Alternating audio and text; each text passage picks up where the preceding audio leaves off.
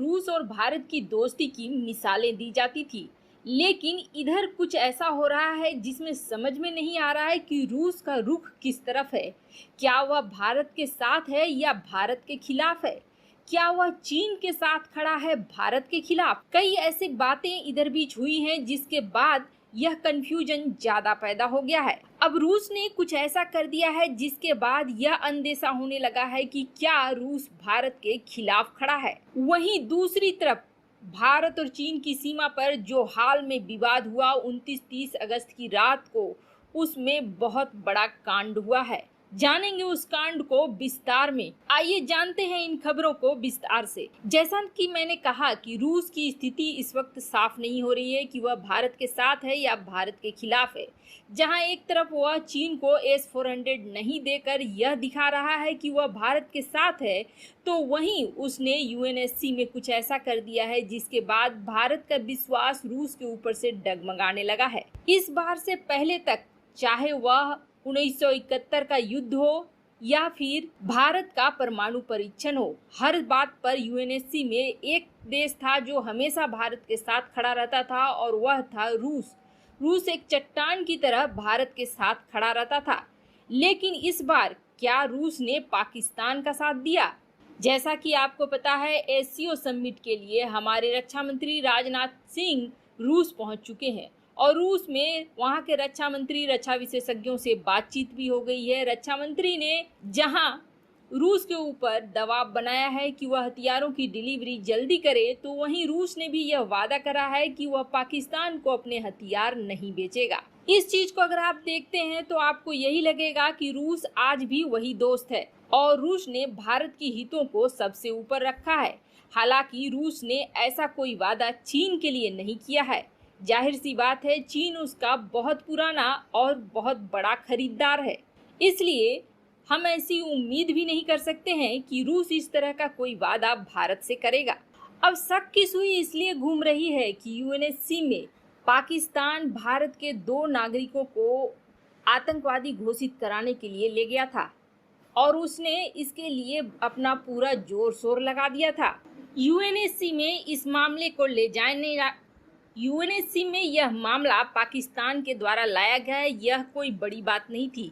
लेकिन उसके 5 सदस्यों में से चीन और रूस, ये 2 ऐसे देश थे जिन्होंने इसका विरोध नहीं किया। बाकी US, UK और फ्रांस, इन तीनों देशों ने इसका विरोध करके इसे ब्लॉक कर दिया। अमेरिका, ब्रिटेन और फ्रांस, इन तीनों देशों की वजह से पाकिस्तान को सफलता नहीं मिली और ये चीज नहीं हो पाई। वैसे इन तीनों का साथ देने के लिए जर्मनी और बेल्जियम भी आए, यानी कि इन 5 ने मिलकर विरोध किया, जिसकी वजह से यह ब्लॉक हो गया और पाकिस्तान की मंशा धरी की धरी रह गई। अब इन सब में बड़ी बात यह थी कि न तो चीन और न रूस, इन दोनों ने न तो विरोध किया न ही साथ दिया, यानी कि ये न्यूट्रल रह गए। चीन की तो कोई बात नहीं, चीन से कोई उम्मीद भी नहीं थी। लेकिन रूस के इस बर्ताव के बाद एक अलग सा अंदेशा हो गया है कि क्या रूस भारत के साथ है भी या नहीं है, क्योंकि रूस आज तक मजबूती से UNSC में खड़ा होता रहा है।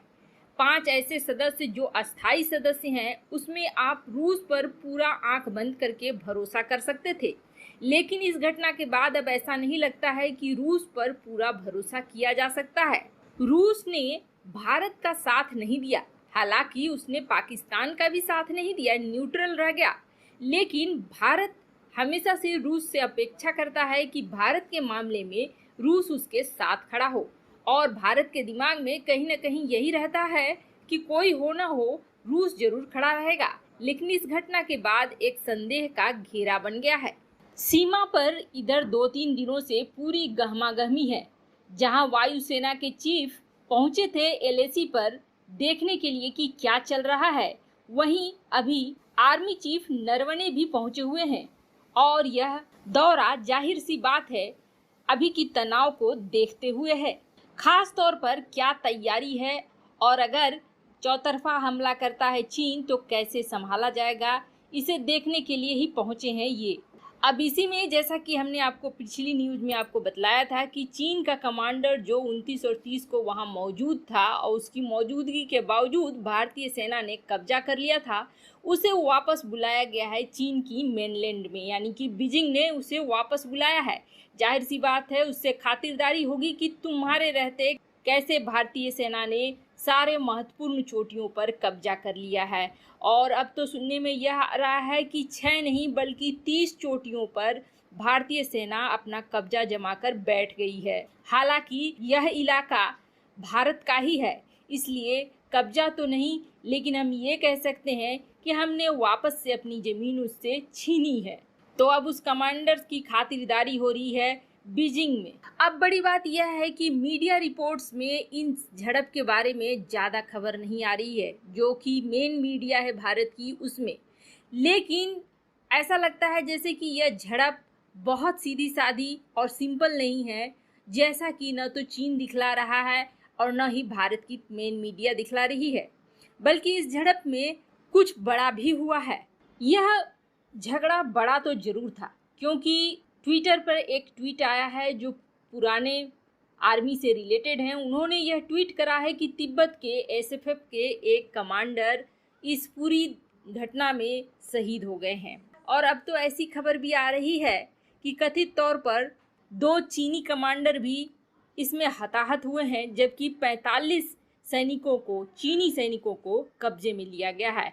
अब उन्हें कब्जे में लेकर रखा गया है या कब्जे में से छोड़ दिया गया है या सिर्फ उसी दिन कब्जे में लिया गया था, इसकी कोई खबर अभी मेन मीडिया में नहीं आ रही है। यहाँ तक कहा जा रहा है कि इन सैनिकों को छुड़ाने के लिए अब चीन ने बातचीत का दौर जारी रखा है। वैसे यह अंदेशा काफ़ी पहले से किया जा रहा था कि अगर चीन के साथ विवाद बढ़ता है तो पाकिस्तान भी उस विवाद में कूदेगा। और आपको याद होगा कि कल के न्यूज़ में हमने आपको बताया था कि सीडीएस ने साफ साफ पाकिस्तान को चेतावनी भी दी है कि इस मामले में अगर कूदने की कोशिश करी तो वह उसकी आखिरी भूल होगी। लेकिन अब इसके बावजूद गिलगिट बाल्टिस्तान यानी कि जो पीओके का एरिया है, वहां पर पाकिस्तान ने अपने सेना की संख्या को बढ़ाकर तैनाती कर दी है। और यह ऐसा ही कुछ नेपाल ने भी किया है। जाहिर सी बात है कि ये दोनों देश भी आएंगे चीन के साथ, इसलिए भारत को अपनी तैयारी उसी हिसाब किताब में करनी होगी, जिसको लेकर आर्मी चीफ से लेकर सीडीएस ने भी यह कह दिया है कि हमारी तैयारी सबको देखते हुए है। रूस और भारत के मामले में आपको क्या लगता है, रूस किसके साथ है? क्या रूस भारत के साथ है या चीन के साथ है? आखिर रूस ने ऐसा क्यों किया यूएनएससी में? कमेंट कर आप अपनी राय जरूर बताएं।